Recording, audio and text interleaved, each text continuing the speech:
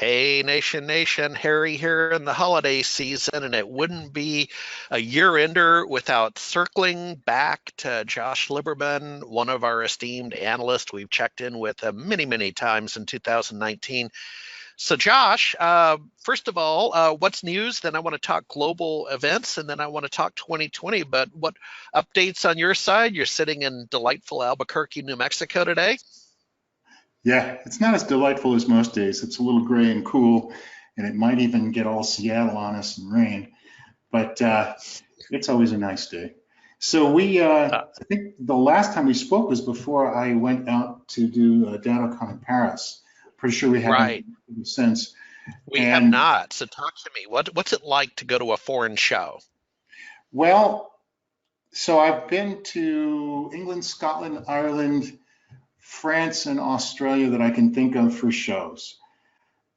There isn't one answer to that question, but the one thing that is the most common theme is it's different. Sorry to cop out that way, but their target audiences are different, and some of the vendors are much more aware of that, and they target much more tightly than others. So in general, at least according to data and other people I talk with, the European MSP market is several years behind the United States. Australia makes the same claim. So does New Mexico.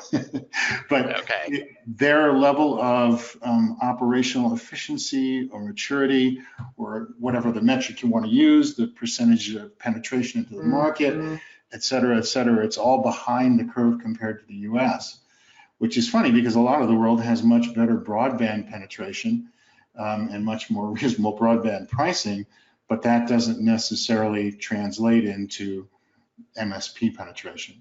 And even Yeah. cloud penetration is lower in a lot of those places despite better broadband. So that's one thing, that the target audience is a little different. So there's a lot more talk that you might have seen 5 to 10 years ago in the United States. What's an MSP? How do you get there? What are the advantages? What's the billing model? How do you sell? Et cetera, et cetera.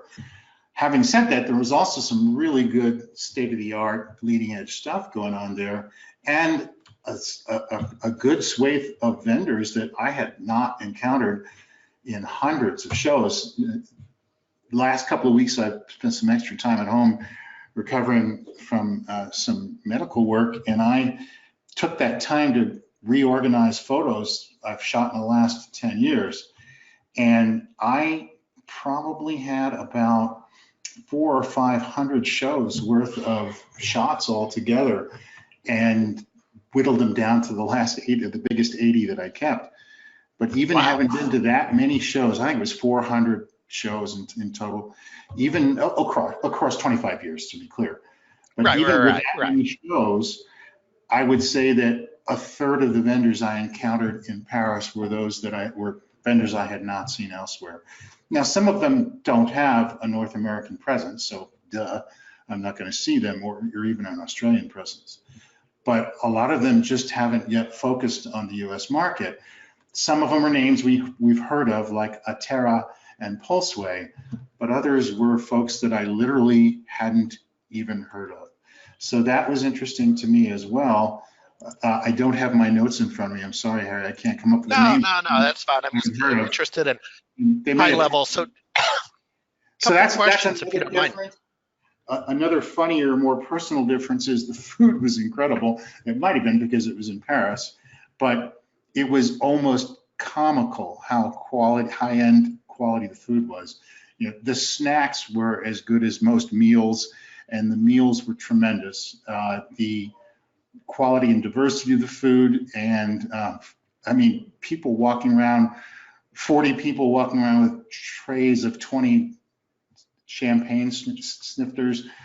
Instead of, let's go get a beer, it's let's have a champagne. Not that there wasn't beer, but that was a qualitative difference as well.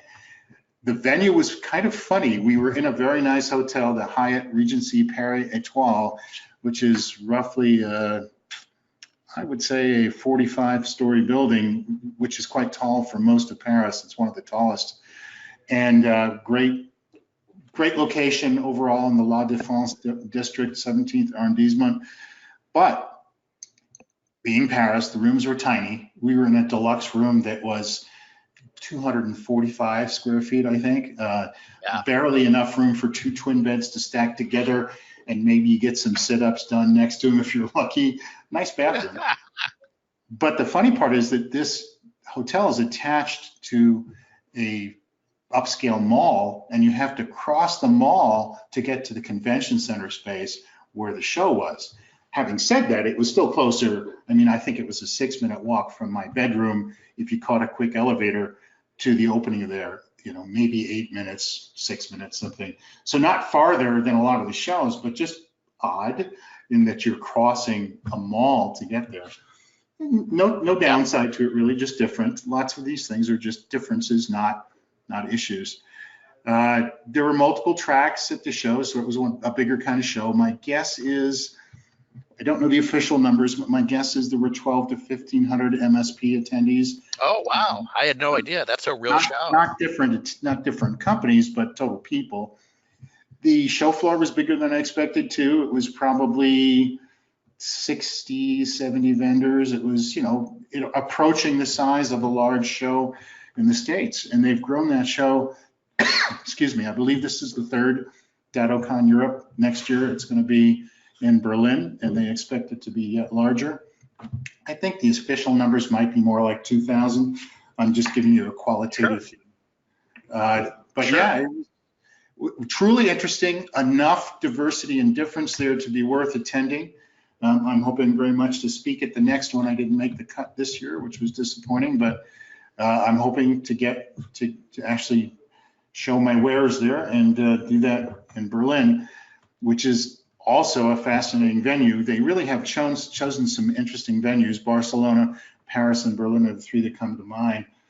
So I probably ran into 10 US-based MSPs there. A lot of us were just smart enough to plan a vacation that we could wrap around this and, cost benefit share and partially write off so that we could attend this and still have our social time. It was a blast. I mean, it's hard to go wrong in Paris unless you show up with an empty pocket. That is not the right place to be poor. But it was truly a good show. And by the way, it's not as expensive as people think. I went out for dinner, of course, every night, and I think we were 6 nights in Paris. We wrapped a little extra around that, and 6 nights in the countryside. But I think we averaged for 2 people roughly 60 to 80 bucks a night for the dinner. So, and an expensive one was 100. So that's certainly not out of league. Now we could have tripled that price. We went to Michelin-starred restaurants, but as it was wonderful. And the collegiality or the conviviality of meeting the people in the States, overseas was great. I highly recommend, if guys can do this, that they do it. I agree. If you can do it, make it happen. I mean, it's a little bit, I don't want to sound like Ferris Bueller and suggest that you pick up a Ferrari 256 GTB, but it's not as expensive as you think. And we literally flew on American Airlines points and stayed on Hyatt points. And, if you play your cards right, so to speak, you can probably get away with doing this every couple of years. So it was great. Yeah, couple questions, Josh. Yeah. Couple questions in terms of my experience in Europe is you tend to see the audience where they dress up. So I'm in a Seattle t-shirt, right? I'm doing the Seattle tech look. What I've found in Europe, we did a show once, SMB Nation in Amsterdam, is they wear sports coats. There tends to be more cigarette smoking outside in the smoking area than the USA. And the events tend to be on weekdays. So we found Europeans do not get excited about a Saturday or Sunday conference. Have I checked all the boxes for Datto? Was it a midweek conference, sports jackets, and maybe a little bit more smoking in the smoking area? Well, give me a second here to check something.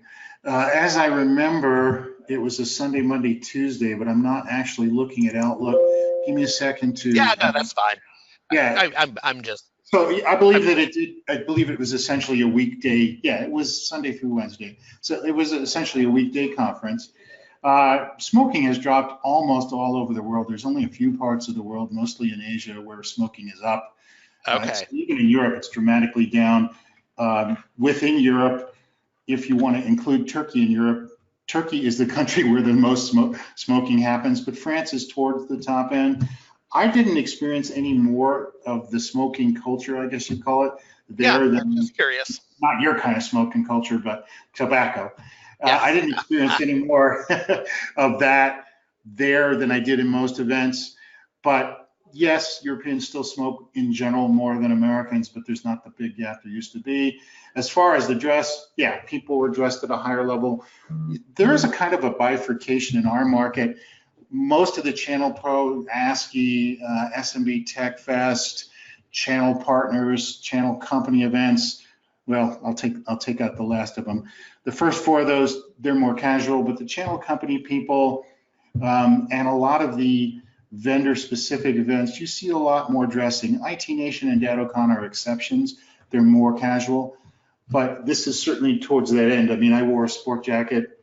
I have a really, really nice, really good traveling one that I took all over Europe. And yeah, it's wonderful and amazing what a black shirt and a black t-shirt and a sport jacket with a, Oh, nice, I know. Yes, a Seattle tuxedo. but it wasn't Um, dramatic. I mean, yes, it was noticeably more dressy, but it wasn't an IBM conference. yeah, yeah. No, I get it. Hey, before we go, I want to change the subject and quickly talk about 2020 in forecasting, and let me frame it up. Had a conversation recently, several weeks ago, a few weeks ago, Bill Gates' startup announced they had made a quantum leap in solar technology. They 4x the efficiency of solar technology. And what that means is now it can be used at steel mills and other really high temperature manufacturing facilities, not just a rooftop solar panel to heat your house. So that's a quantum leap. And in that conversation, Josh, with a channel professional, I'm like, I'm just not seeing it in 2020 that, like small business server was a quantum leap back in the day. And I'm just not seeing that. And the gentleman countered that, well, that might be true, but where we're seeing the quantum leaps is in business models, that MSPs are consolidating, they're pursuing scalability. And I just thought I'd throw that out there as a little, fire starter for 2020. What do you think about 2020? Do you want to catch what I'm pitching?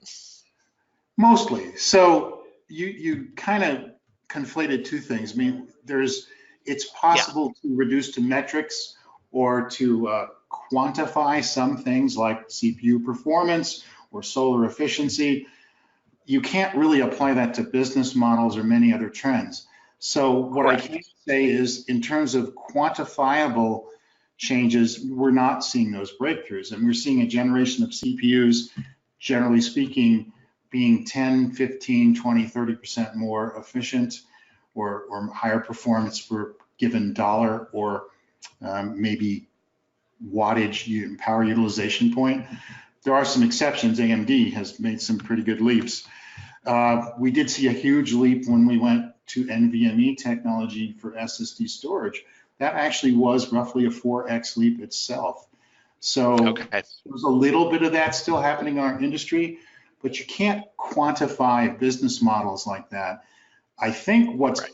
the next big leap, and I'm not going to really, I don't even know how to describe business models in those terms, but what I will say is that we need to see, and I hope we'll see, a quantum leap in the efficacy of non-signature based anomaly detection type security systems and response, whether it's the result of machine learning or or rudimentary AI, or Yeah. just far more efficient products and processes. But we need to see that leap in security because we are falling seriously behind.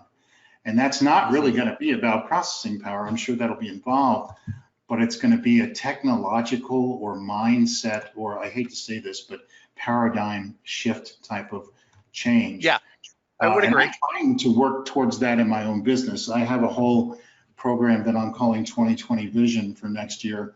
And I'm trying to look at security instead of an array of products that we weave together, which is what we do now. I'm trying to look at vectors of attack and avenues of compromise and look at protecting those with overlapping layers rather than looking at it as DNS filtering and endpoint detection and response and UTM scanning and vulnerability scanning and stuff like that. I want to look more forward or up the funnel higher and try to deal with where these vulnerabilities lie. And as we both know, most of them are in the carbon units, as my guys like to say. It's the people we have to improve. But Yeah. I don't think that huge technological leaps happen on any predictable and regular basis. And even though everybody refers to Moore's law, it was actually couched as Moore's observation originally. There is no law. And the reality is that as we approach the limits of die shrink and other technologies like that, and the need for them, I have machines in the field that are 8 years old. I'm not happy about that, but the reality is that they still perform well enough that people don't get bothered by them. They're not easily secured, and in particular, the CPU side channel attacks, I can't patch those on old machines, whole nother story. But I don't think we should be looking for quantum leaps in raw performance of our hardware. We should be looking for these leaps in efficacy, maybe business model, certainly in security provisioning and modeling. I agree. Now you've answered my question. Well, Josh, I better let you run. Happy holidays. We'll see you on the road. Yeah, we'll see you on the road after the first of the year. Heal up, my good friend.